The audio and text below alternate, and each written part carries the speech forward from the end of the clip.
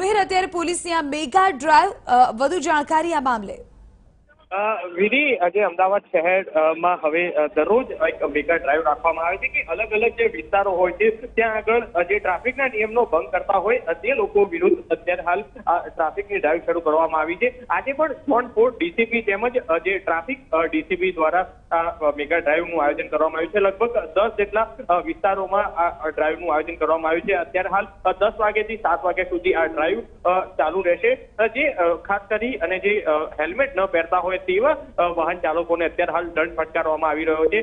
સાથે જ જે ટ્રાફિકના નિયમોનું ભંગ કરતા હોય તેમજ જે દબાણ હોય છે તે પણ દૂર કરવા માટે એએમસી પણ અત્યારે હાલ જે સહયોગી સાથે છે કે જે રસ્તા ઉપર જે દબાણ હોય છે તેને પણ અત્યારે હાલ હટાવવાની જે કામગીરી કરવામાં આવી રહી છે।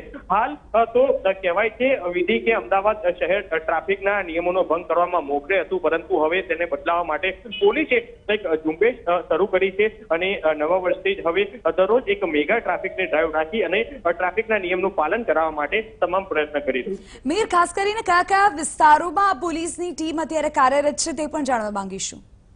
ચોક્કસથી અત્યારે હાલ શાહીબાગ વિસ્તારથી શરૂ કરી અને નરોડા તેમજ સરદારનગર સહિતના તમામ જે ઝોન 4 નો જે વિસ્તાર છે ત્યાં આગળના તમામ વિસ્તારોમાં અત્યારે હાલ ટ્રાફિક ડ્રાઈવ યથાવત છે। અત્યારે હાલ શાહીબાગથી આ ડ્રાઈવ શરૂ કરવામાં આવી છે। શાહીબાગથી અલગ અલગ 10 જેટલા પોઈન્ટો છે એટલે કે 10 વિસ્તાર ને અત્યારે હાલ સાંકળી લેવામાં આવ્યા છે।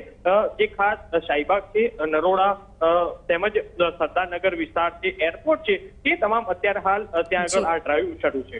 બિલકુલ મેહર, આભાર આ તમામ જાણકારી